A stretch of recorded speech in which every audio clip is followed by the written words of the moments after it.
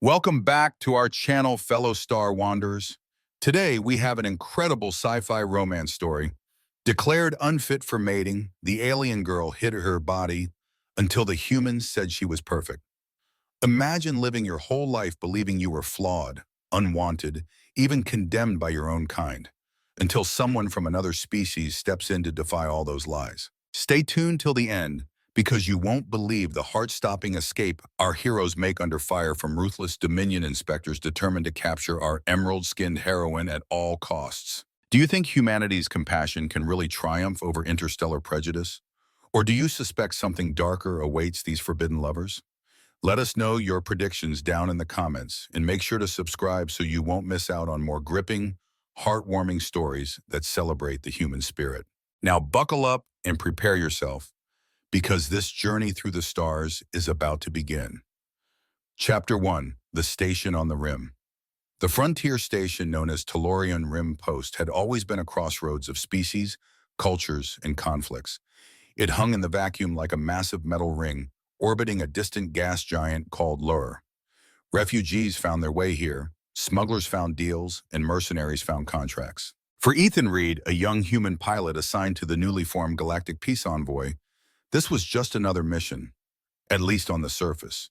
But in reality, it was the last place in the galaxy he expected to find something that would redefine his understanding of both alien cultures and his own humanity. He drifted through the docking corridor while clutching his duffel bag. Alarms blinked overhead, and the metal walkway vibrated underfoot. Tensions were rising in the quadrant. Rumors spoke of the Valori Imperium planning another annexation attempt on smaller systems. Ethan's job, along with a small team of diplomats, was to make sure the station remained neutral, an outpost of peace for traveling species. Outside the tinted viewport, he glimpsed a swirl of star fields in the greenish hue of Lur's swirling atmosphere. For a moment, the cosmic beauty eased the knot of tension in his chest. Growing up on Earth, he'd often dreamed about space travel.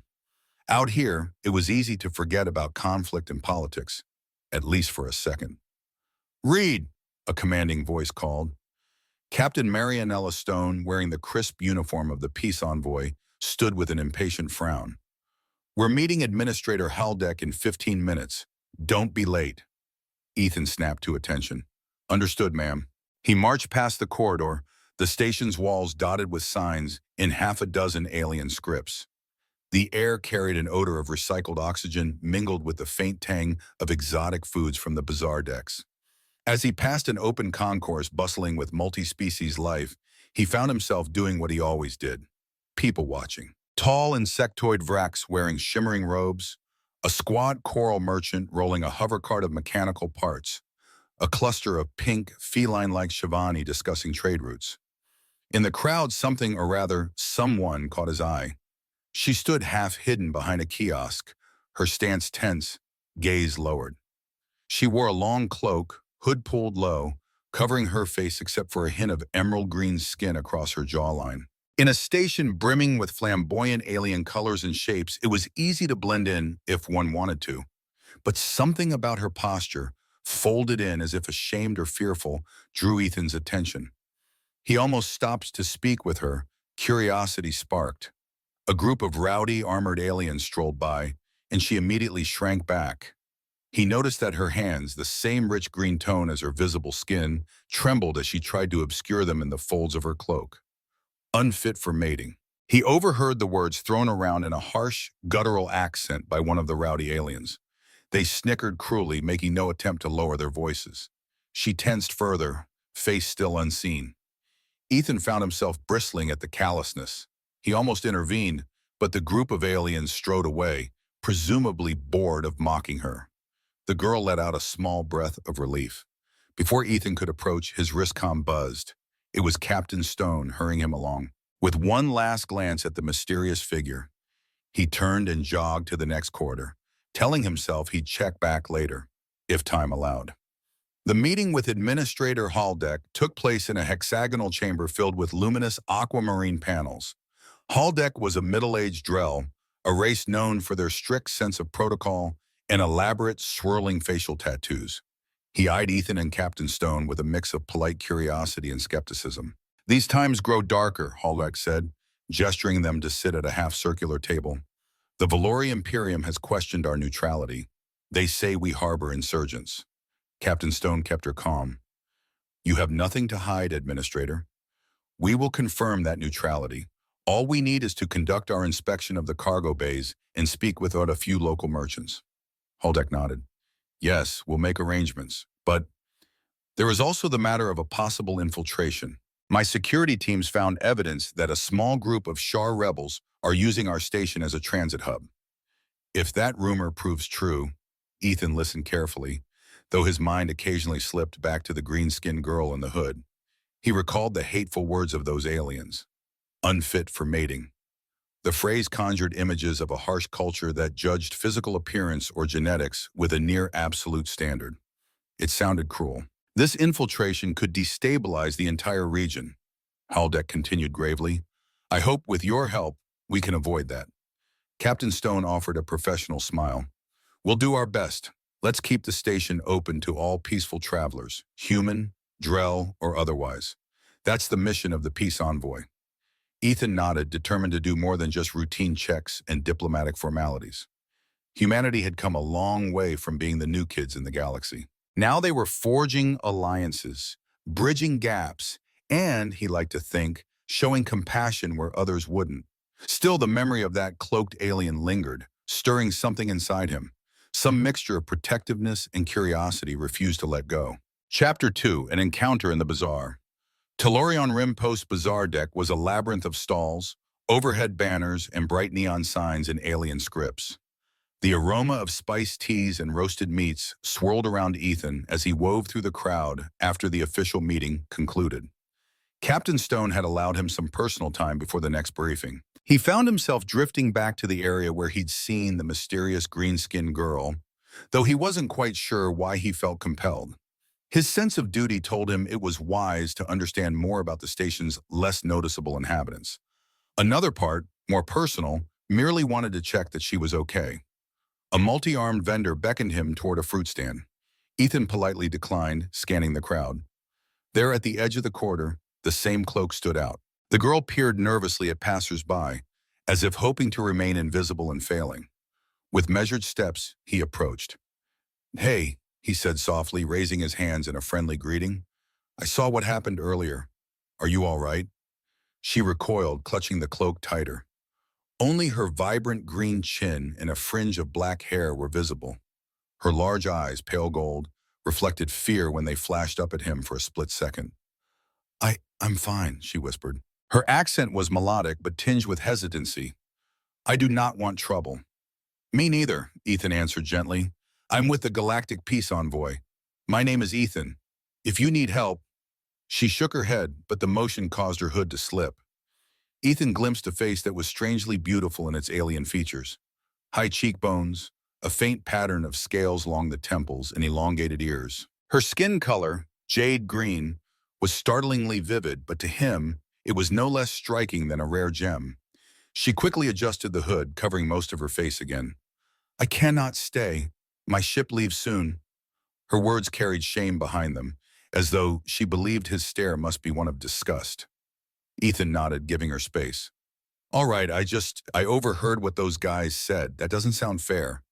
Her lips parted slightly, as though she wanted to respond, but didn't know how. It is nothing. My name is Zalara, she said after a moment, of the Otrean Dominion. Otreans, Ethan had heard of them. An advanced species renowned for genetic engineering. They prize physical and intellectual perfection. Rumor said individuals deemed genetically defective or inferior face strict social stigma, sometimes even banishment from the Dominion. So that was it. No wonder those soldiers had mocked her. Zalara lowered her head. I am sorry. Please do not concern yourself with me. She spun, trying to hurry away, but a sudden commotion in the corridor halted them both. A pair of uniformed station guards rushed past, hollering about an unregistered Otrean transport. They turned the corner, leaving the bazaar deck, but the mention of Otrean anything seemed to unnerve Zalara. Are you not, Rambo? She pressed herself against the wall. They're checking ships. I must go. Ethan couldn't stop himself from gently placing a hand on her shoulder. Wait. They're not after you, are they? Did you come here on some unsanctioned vessel? Zalara's voice was small. I came on a cargo freighter. My, my people no longer welcome me. I have nowhere else to go. She must have had a reason to run from her homeworld. Something about her stance, the sorrow in her voice, made Ethan's heart clench. The next words that fell from his lips felt as natural as breathing, though he knew it could risk entangling him in something complicated. Stay. The peace envoy can grant you temporary protection. I can talk to my captain. Her eyes widened. Protection? Why? You do not even know me. Because I'm human, Ethan said simply, a soft smile playing at his lips. And humans don't always need a reason to help. Her gaze flickered with uncertain hope. Then, as if remembering the harshness of her own culture, she looked away, voice trembling. Autrians do not believe in unconditional generosity. Everything we do, we owe or we repay. I can't. She hesitated, tears threatening to form. I don't want to burden you. You won't be a burden, Ethan assured. Look, come with me to the envoy offices, or at least let me buy you some food. You look like you haven't eaten in a while. He tried a gentle joke, hoping to ease her tension. Reluctantly, she nodded. Despite the swirling kaleidoscope of colors and species around them, Ethan felt they inhabited their own little bubble of cautious trust. All right, she whispered, but I cannot promise anything. If the station authorities discover I was exiled, he raised a calming hand.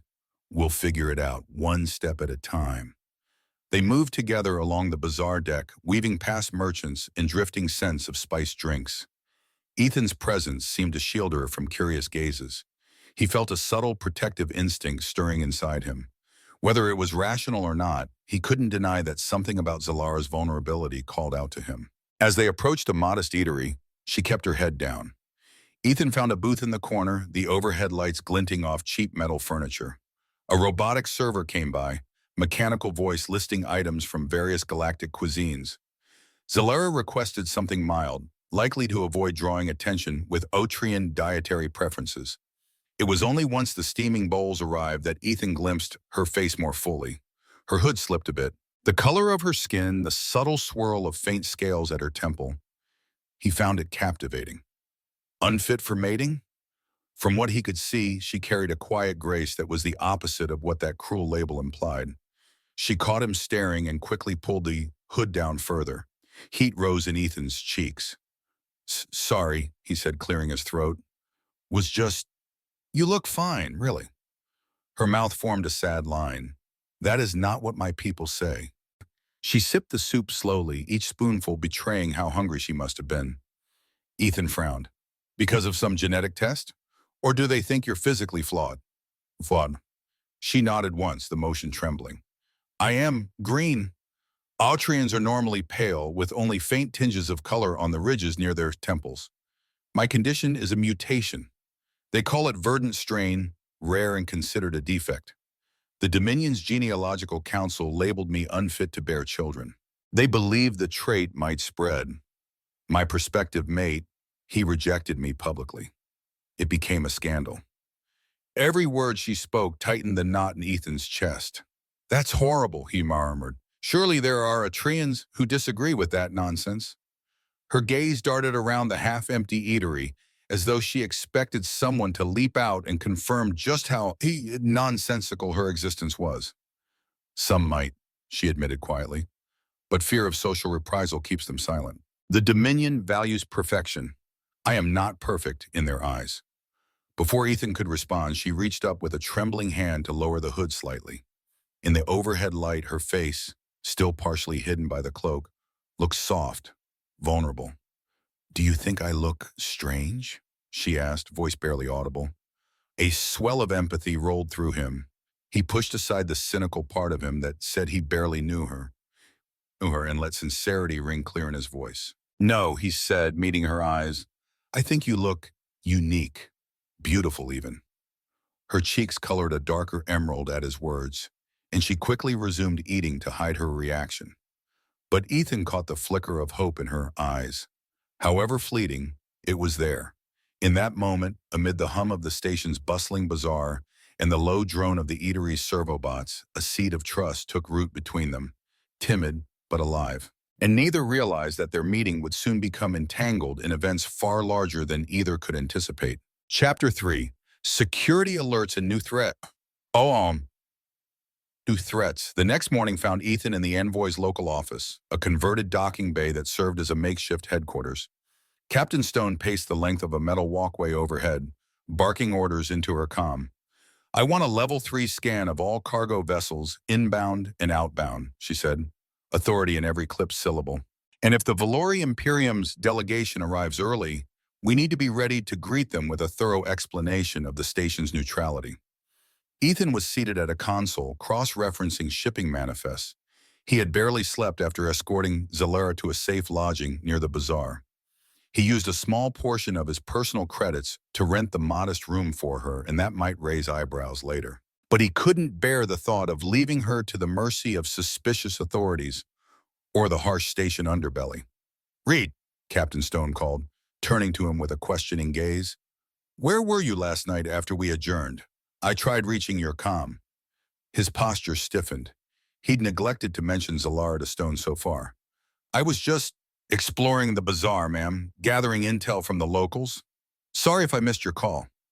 Her eyes narrowed. She was about to demand more details, but an urgent beep from her wristcom interrupted. She tapped it, listened, and her expression darkened. "Yes, we'll be right there." She turned back to Ethan. "They found a Shar infiltration cell near Docking Bay E. Shots were fired." He stood abruptly, adrenaline surging. "Any casualties?" "One station guard's in the medbay. The suspects escaped. The Shar rebels may be heading to the bazaar decks or slipping onto outbound ships." In the face of immediate danger, Captain Stone's suspicion about Ethan's whereabouts took a back seat. She beckoned him. "Grab your gear. We're helping the station authorities do a sweep. Let's move." 10 minutes later, Ethan found himself jogging alongside station guards and a handful of peace envoy personnel. The corridors near Docking Bay East smelled of singed metal where a short firefight had erupted. In one corner, a flickering overhead lamp revealed alien plasma burns scarring the walls. The tension in the air was palpable.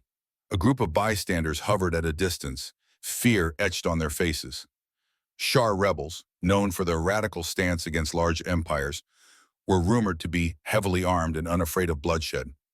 Administrator Haldeck arrived, flanked by security drones. "We have lockdown procedures engaged on all major thoroughfares," he said, voice tight with anxiety. "But the bazaar is too large, too chaotic to search thoroughly." Captain Stone nodded, and her gaze shifted to Ethan. "Reed, you're one of our best at infiltration and negotiation. You know the bazaar's layout by now. Take 2 guards and do a covert sweep. We can't ignite panic with a big security show of force, but we also can't let these rebels slip away." Ethan accepted the assignment, though a sense of dread tugged at him. The bazaar meant proximity to Zalara.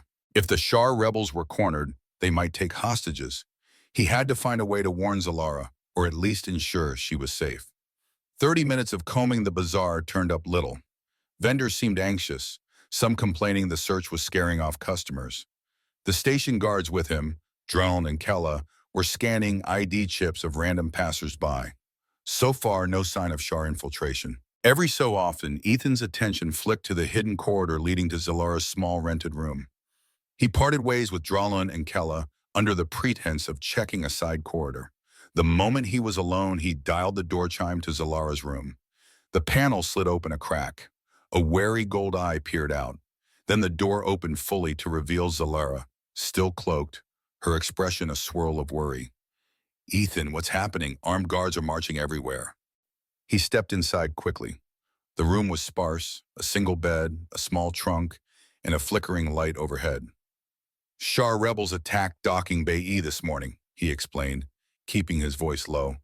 "The stations are doing a security sweep." Her hands twisted nervously in front of her. "Will they check here? If so, they'll discover I have no official ID." "I'll do my best to keep them away," he said softly. "But it might be safer if you hide or come with me to the envoy office. We can arrange some form of protective status. We humans aren't part of the Dominion or any local politics, so maybe we can shield you." She lowered her gaze. "It's not just the station authorities I fear. The Atreans could demand my extradition if they discover where I am." They have treaties. Her voice faltered. If I return, I'd be forced to live in isolation. Or worse. Ethan reached out, gently resting a hand on her shoulder. I won't let that happen. He spoke with a conviction that surprised even himself. For a moment, she studied him, trying to gauge if he truly meant it. Slowly, she nodded. All right, I'll trust you, for now. Before Ethan could respond, his wristcom beeped. Captain Stone's urgent voice crackled through. Reed, we've got a lead. Shar operatives were spotted heading toward the lower maintenance tunnels. Get down there. He clenched his jaw. Understood, Captain. On my way. With one last look at Zalera, he said, Stay here, keep the door locked. I'll handle this. Then he rushed out, heart pounding.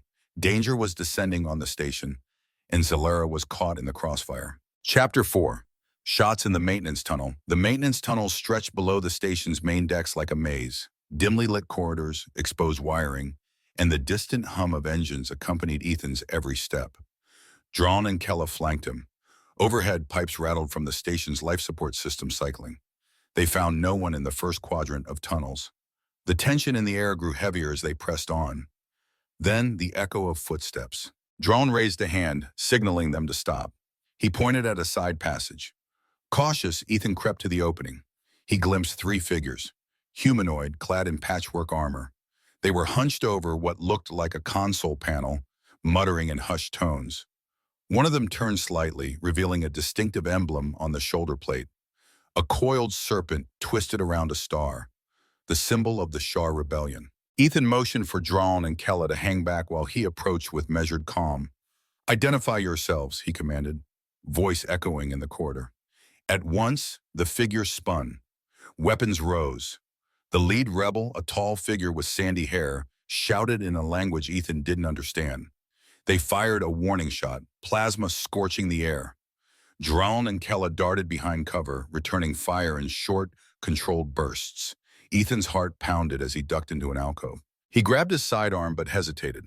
The peace envoy's mission was about de-escalation. Still, these rebels had already wounded a station guard. The risk was real.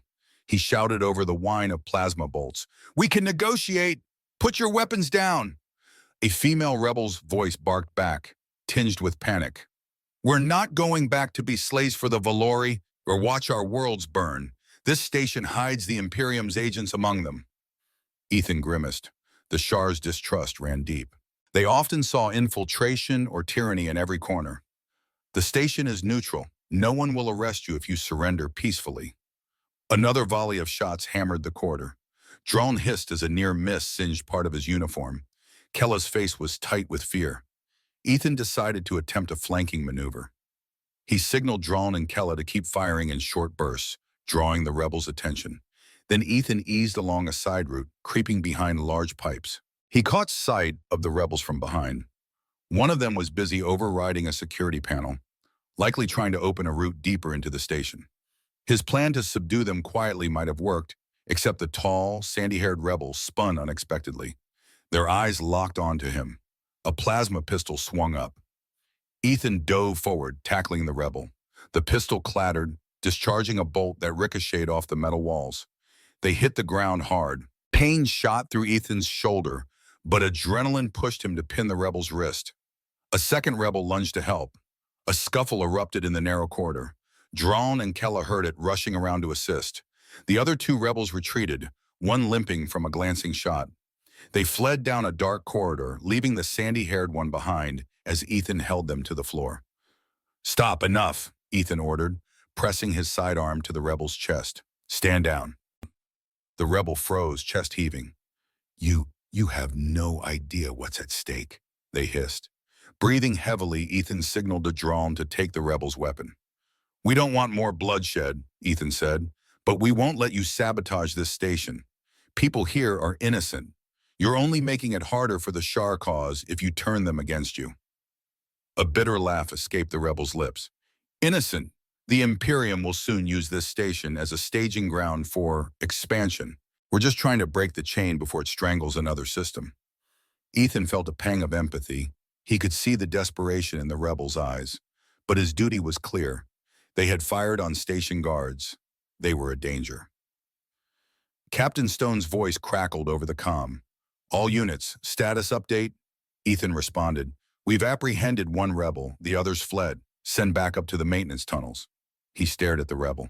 "If you have any compassion for the station's people, call off your allies. We can talk." But the rebel only glared, silent. The conflict had only begun, and Ethan worried that if a bigger confrontation was brewing, it would put everyone, including Zalara, in the line of fire. Chapter 5, A Secret Revealed. Back in the envoy's temporary office, Captain Stone oversaw the captured rebels' interrogation. Administrator Haldeck was also present, face grim as the rebel refused to cooperate. Tension thickened the air. Meanwhile, Ethan slipped away, uneasy. His thoughts drifted to Zalara alone in that tiny room. He glanced at the corridor leading to her door. The station felt on the brink. Shar rebels on one side, Valori Imperium rumored to arrive soon. Where would that leave a lone Atrean exile? "Reed," Stone called, noticing his distraction. "Are you with us?" He turned, nodding. "Yes, Captain. Just worried about the next steps." Her sharp gaze pinned him. "I'm forming a joint security detail with station guards to handle the rebellious cells. But that's not all. The Otrean Dominion has representatives here as well. They want to ensure the station isn't harboring criminals or undesirables from their territory." Ethan's breath caught. "Otrean representatives? I didn't realize they were concerned about this region." Stone folded her arms. "Apparently they're investigating rumors of traitors or exiles. The Autrians are known for their strict social codes. Any exiles are considered outcasts, potentially dangerous to their genetic purity laws." A chill ran down Ethan's spine. His expression must have changed because Stone's gaze narrowed. "Why the sudden reaction, Reed?" He tried to keep his voice steady. I've heard stories about how harshly Autrians treat their exiles. And well, we have enough tension here without them stirring up more." Stone studied him, suspicion lingering in her eyes, but said nothing. After a moment, she turned back to the station's communications console, effectively dismissing him. Ethan seized the opportunity to slip out. He navigated the winding corridors until he reached Zalara's door. A soft chime signaled his arrival. When she opened it, her face looked drawn and pale, by Emerald standards. "Is something wrong?" He exhaled. "Yes, the Otrean Dominion sent representatives. They might be searching for exiles." Her eyes widened, panic flickering across her features. "If they find me, I won't let that happen." His voice was firm, though inside he wrestled with uncertainty. "Come with me to the envoy office. Maybe we can secure a temporary refugee status under a universal humanitarian clause." Her brow furrowed. "Your peace organization has that power?" "Sometimes. We can at least get you recognized as a ward under the human protection, pending a more official hearing." She hesitated, glancing around the sparse room as if searching for a sense of safety that simply wasn't there. What if they claim I'm a genetic deviant and demand immediate extradition? The Dominion often exerts pressure. They have alliances with the Valori Imperium. Ethan laid a reassuring hand on her arm. "Then we'll fight that claim. Earth hasn't always seen eye to eye with Otrean politics. The peace envoy stands apart from such prejudices." It sounded so certain in his head, yet he knew how precarious the actual negotiations could be. At length she nodded. "I trust you, Ethan." The warmth of those 4 words radiated through him. He offered a small, encouraging smile. "Pack your things. We'll go now before the Autrian envoys spread out." Just as she moved to gather a small pouch of belongings, the overhead lights flickered. A station-wide alert blared. Over the speakers, Administrator Haldeck's voice rung out. "Attention, all personnel. An unidentified craft just breached the perimeter. Station security to high alert. Repeat, high alert." Ethan tensed. Unidentified craft. Could be the Shar or the Valori or someone else entirely. This is bad timing. Zalara glanced at him with alarm. "What do we do?" He motioned for her to keep the cloak tight around her face. "We find Captain Stone now." Navigating the chaotic corridors, they passed anxious crowds. The station's alert sirens whooped every few seconds. Soon they emerged into a large connecting plaza outside the envoy's office. Armed guards rushed in every direction. Overhead announcements said, "Docking procedures suspended. All incoming vessels must remain at the outer docking perimeter." In the swirl of confusion, No one paid extra attention to Zalara's hooded figure. Yet, Ethan guided her toward the envoy's office entrance. Then a pair of Austrian officials stepped into view, flanked by station security. They wore sleek, form-fitting uniforms of shimmering silver blue. One, a male with pale ivory skin and intricate swirling patterns on his temple ridges, scanned the crowd with an air of authority. Zalara's grip on Ethan's arm tightened. That's Valeric, the genealogical inspector. He was part of the council that declared me unfit. Ethan held her close, ducking behind a passing group of travelers. If Valeric saw her, it would mean immediate confrontation. The Otrian official spoke in measured tones to the station guard. We will locate any Otrians present in this sector. Our scanning devices can detect our unique biotraces. There can be no mistake. Zalara's face paled. They'll find me, Ethan set his jaw. Not if we get inside our office first. He guided her quickly, weaving through the throng. The corridor to the envoy's office was just a few steps away, heavily guarded. He showed his ID to the soldier on duty, who gave Zalara a quick, suspicious look, but waved them in at the sight of Ethan's official pass. Once inside, Captain Stone turned, eyes widening at the sight of the cloaked figure behind Ethan. Reed, who is this? He stood tall, bracing himself. This is Zalara. She's an Austrian exile seeking refuge from the Dominion. I believe we can protect her under the envoy's humanitarian provisions. Stone's expression hardened. I see. This is why you've been acting strange. You took her in, didn't you? Yes, ma'am, and I stand by that decision. The Austrian Dominion's laws are draconian at best. She's done nothing wrong. Stone rubbed her temples. This is complicated, especially now. The Austrian inspectors are within their rights to demand extradition if they have cause. The peace envoy is neutral, so we can't simply deny them without risk. This station is a powder keg, and you've lit a match. Ethan clenched his fists. Captain, if we hand her over, she'll face oppression or worse. Isn't the envoy about protecting the vulnerable? Stone let out a sigh. Yes, it is, but politics never makes this easy. She paused, glancing at Zalara, who timidly pulled back her hood. The emerald skin, the delicate ridges, the swirl of anxiety in her eyes. Stone's features softened a fraction. We'll try, but we have to follow protocol. File a formal request for humanitarian protection. I'll do what I can to keep them from forcibly taking her. Relief surged through Ethan. Thank you, Captain. A sudden beep from the control console interrupted. One of the aides turned face pale.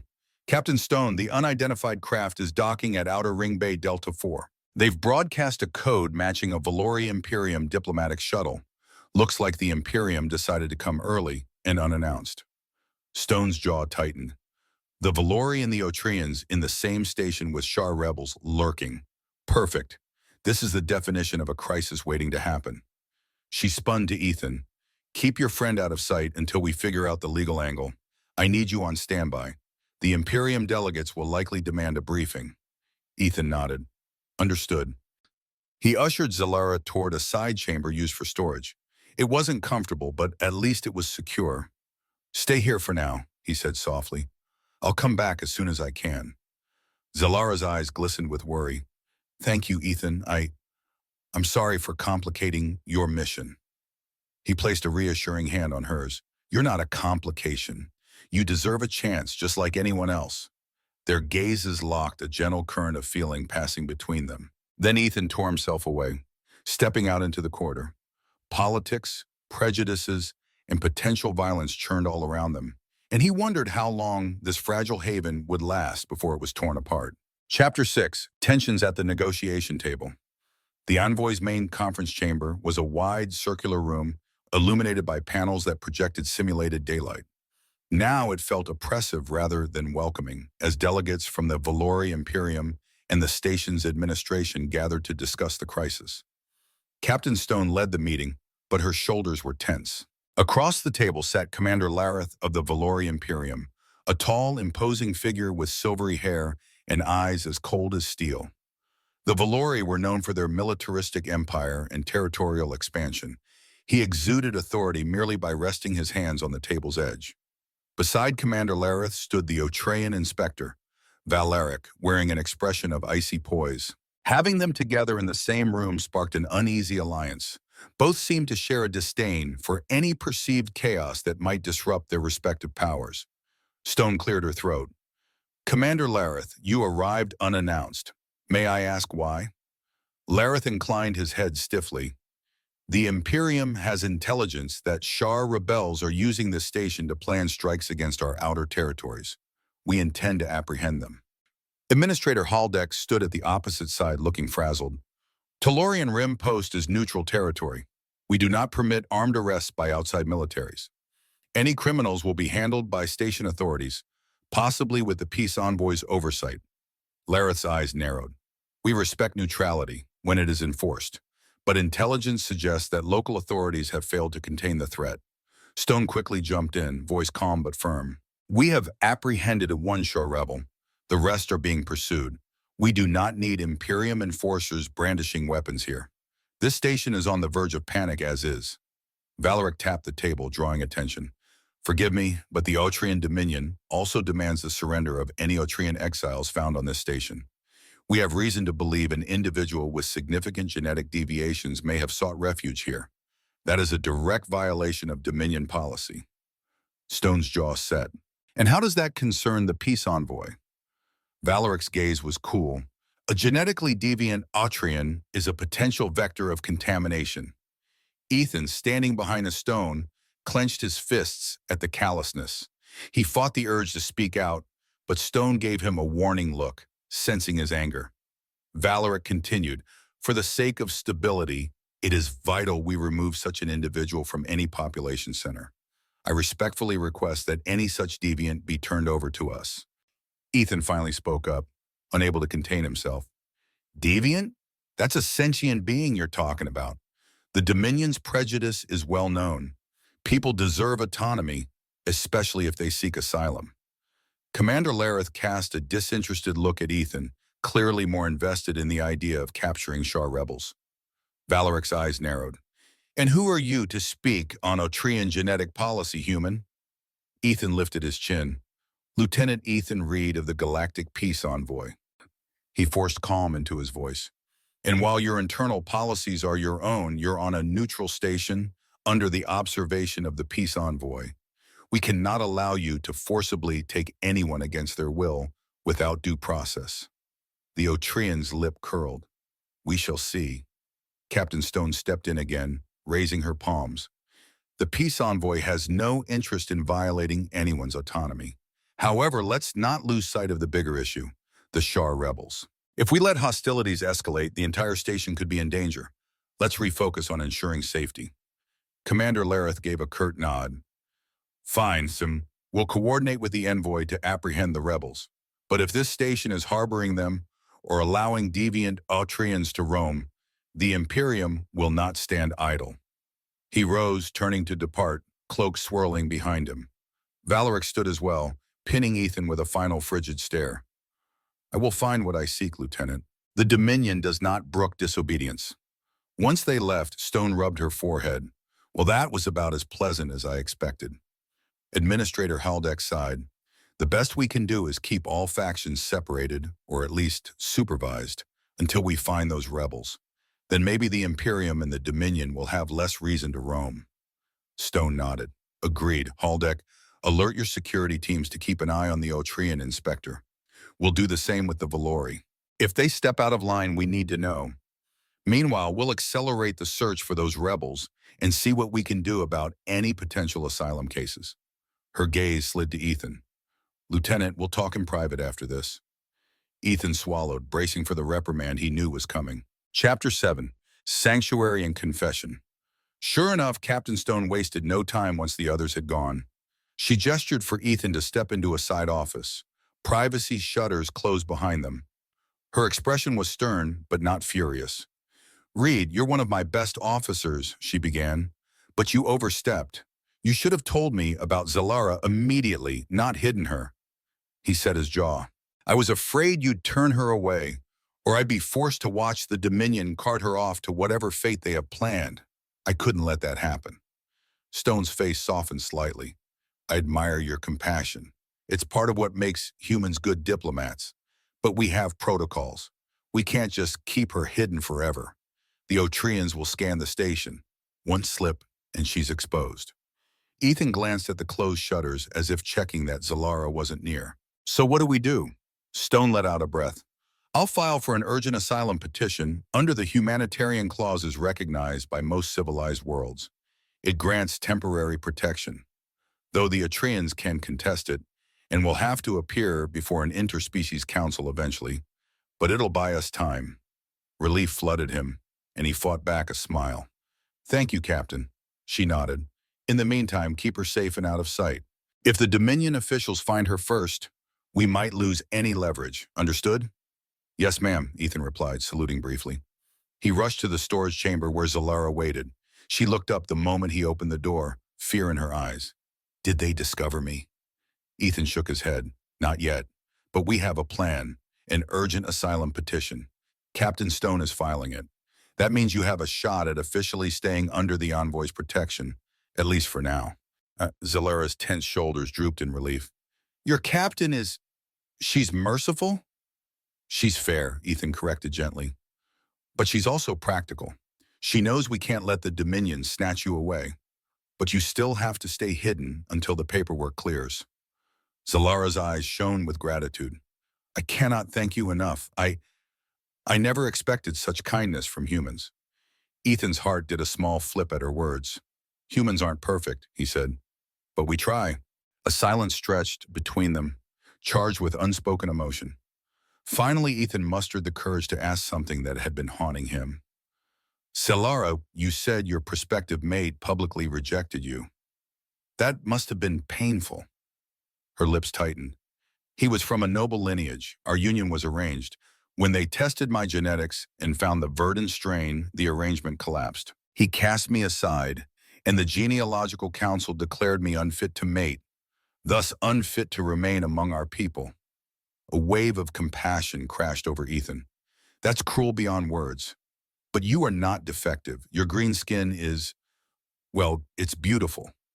Her cheeks darkened to shade, the alien equivalent of a blush.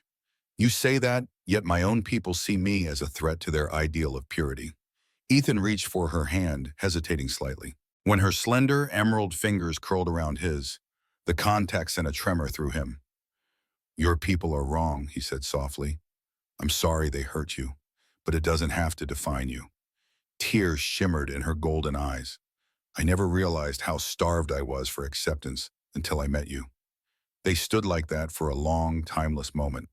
The hush of the station's air filtration system, the only sound. Ethan felt his pulse in his ears. Some part of him realized this was more than mere sympathy. The quiet intensity between them felt like an ember, glowing, waiting to burst into flame if given the chance. He forced himself to step back gently, though his hand lingered in hers. I have to get back to the search for these Shar rebels, but I'll make sure you have what you need. We'll get through this. She nodded, blinking away the tears. Please, be careful. He squeezed her hand, then slipped away, heart full of a mixture of worry, anger at her persecutors, and a strange, rising warmth that he wasn't sure how to name. All he knew was that he wasn't about to let anyone declare her unfit ever again. Chapter 8. Rebel Ambush. Outside the envoy's office, the station's corridors buzzed with activity. Ethan joined a team of security officers scanning the decks for any sign of the remaining Shar rebels.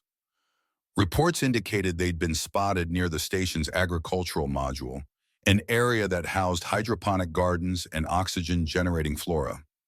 Ethan arrived with Dralin and Kella at the entrance to the module.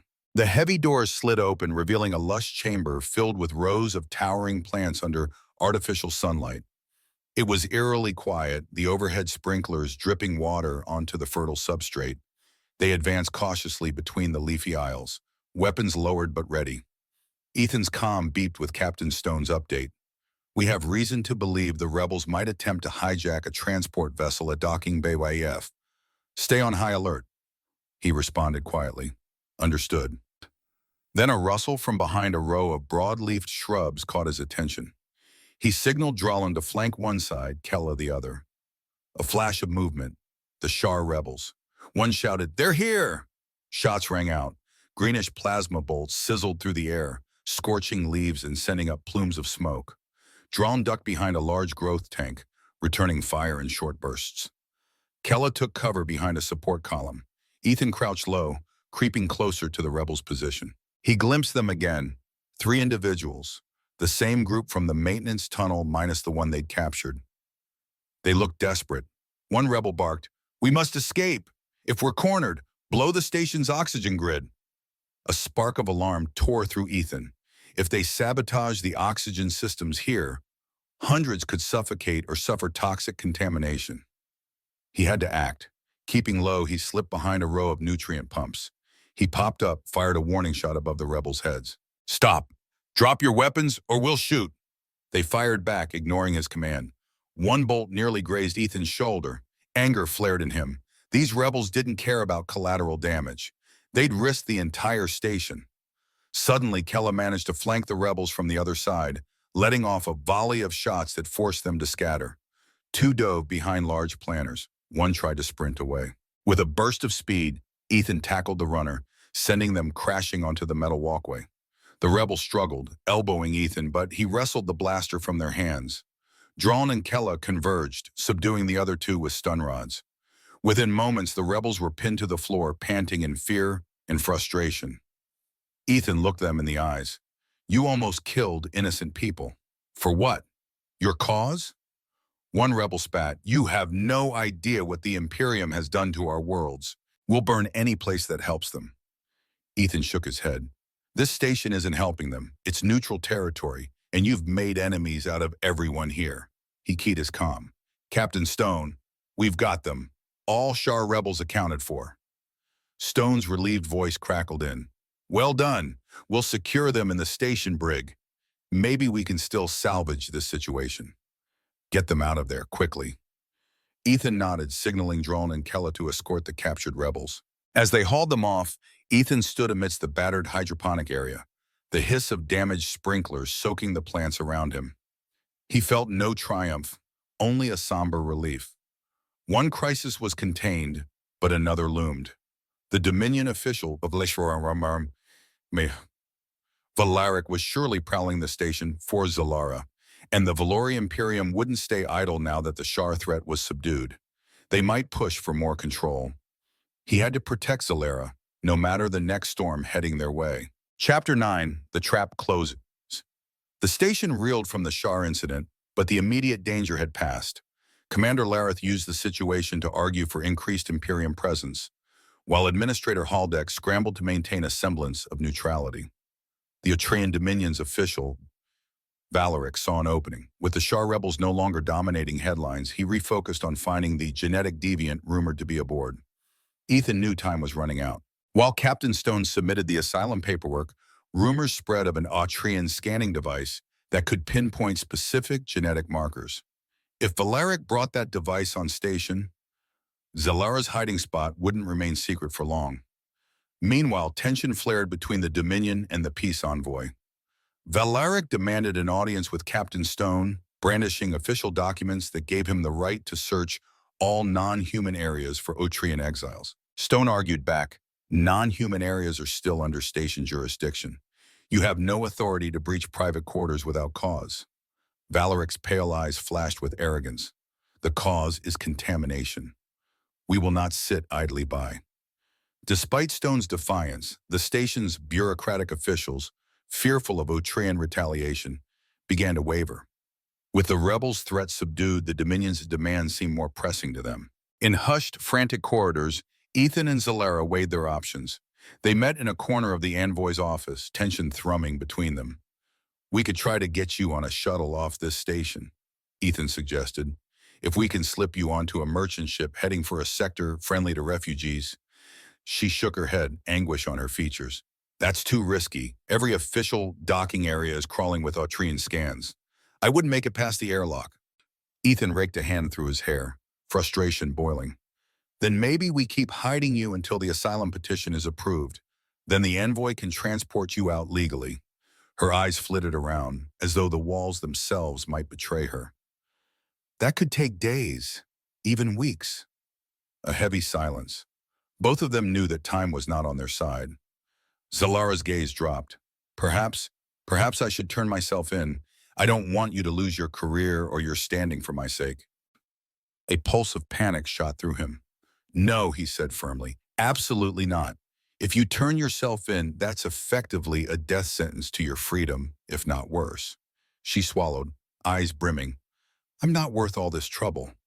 Ethan gently cupped her cheek, looking into those golden irises. You're worth it, he said, voice tight with sincerity. We'll find a way. She leaned into his touch, her breath shuddering. The moment hovered, ripe with unspoken feelings. Then the overhead lighting flickered, a station-wide announcement blaring. Attention, for security reasons, all individuals are required to submit to genetic ID scans before departure. This is a mandatory protocol authorized by station administration. Their hearts sank in unison. The trap was closing. The Dominion had forced the station's hand. Zalara's voice trembled. They'll find me for sure now. Ethan's mind raced. We have to get you out of here. If the station's compromised, we might try the old cargo tunnels leading to the external maintenance pods. The scans might not cover that area if the station is only scanning major thoroughfares. Her hope flared, dim but present. You'd do that? Take me out of the station illegally? He nodded, chest tight. Yes, if the official path is blocked, we'll carve our own. Let me make arrangements. Captain Stone might help us secretly if it means preserving the envoy's values. Zalara reached for his hand. Thank you, Ethan, she whispered. I don't know what else to say. He squeezed back, a fierce determination lighting his eyes. Don't say anything yet. Just hold on. We'll do this. Together. Chapter 10, Escape and a New Beginning, Part 1. The flight under the cover of the station's bustling shift change, Ethan guided Zalara toward the lower cargo tunnels. Captain Stone had covertly arranged for a small maintenance pod to be placed on standby, a battered old craft rarely used except for external station repairs. Officially, it was undergoing routine checks. Unofficially, it could carry 2 passengers. They ducked behind crates as squads of station security passed by, scanning random individuals with handheld genetic devices. Ethan's heart hammered each time he heard one beep. At any moment, Valeric himself could appear. Finally, they reached the hatch leading to the external pods. Ethan keyed in a security override. Stone had given him the code. The metal door hissed open, revealing a cramped docking space where the maintenance pod waited. Hurry, Ethan urged. Zalara slipped inside, cloak trailing behind her. He followed, sealing the hatch with shaking hands. The pod was small, just a cockpit and a cramped cargo nook. He strapped in at the controls, firing up the minimal thrusters.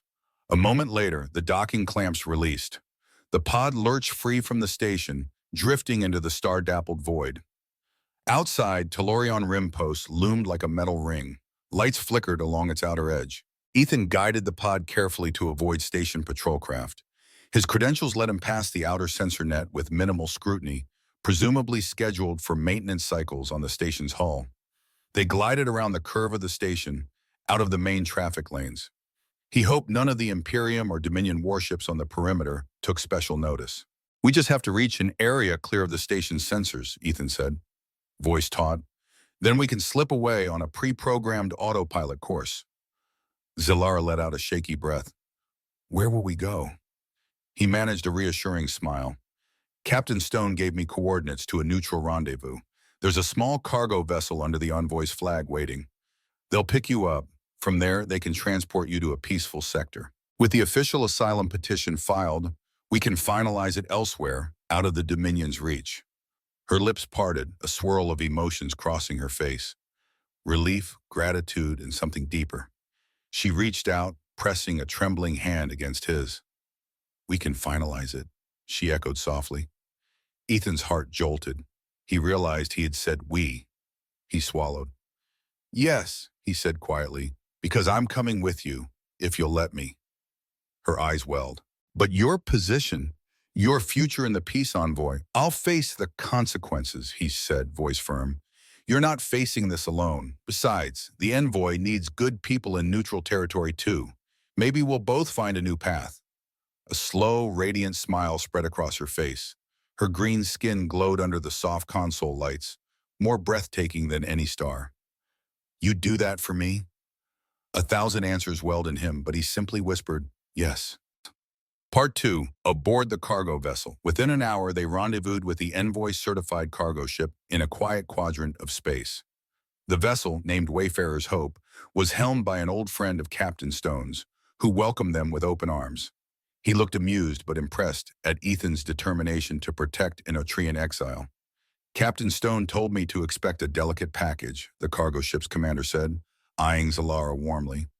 Welcome aboard, miss. Ethan felt tension melt from his shoulders.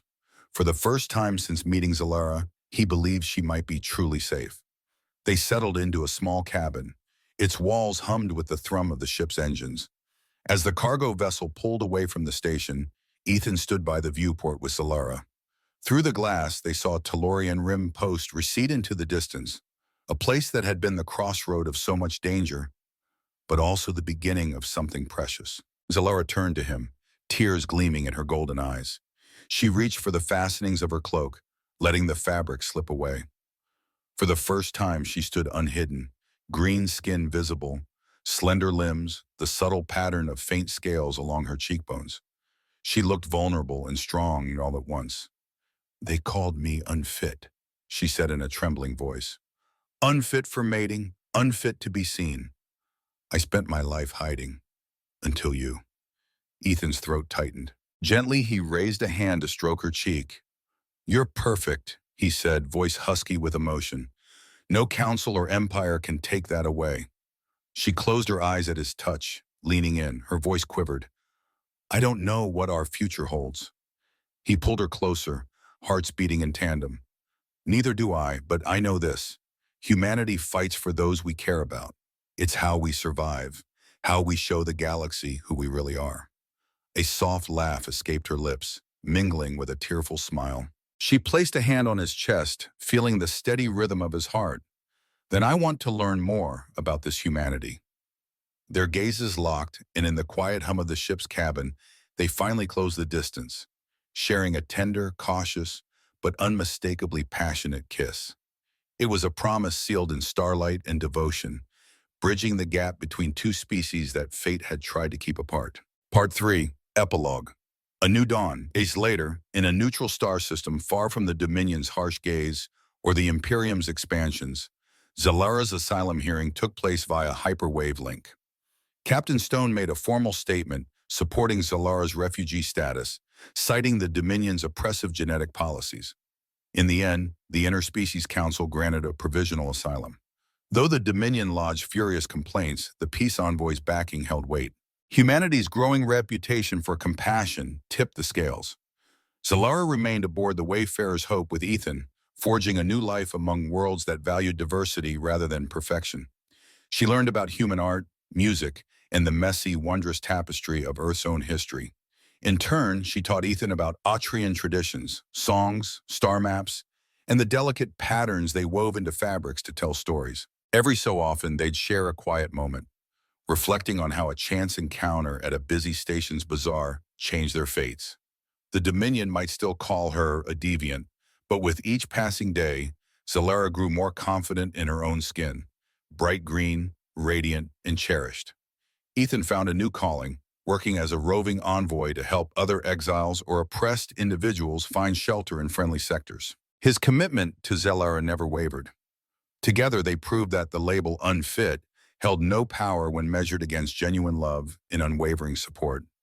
One evening, as they sat under the transparent canopy of the cargo vessel's observation deck, the soft glow of a distant sun bathed them in gold.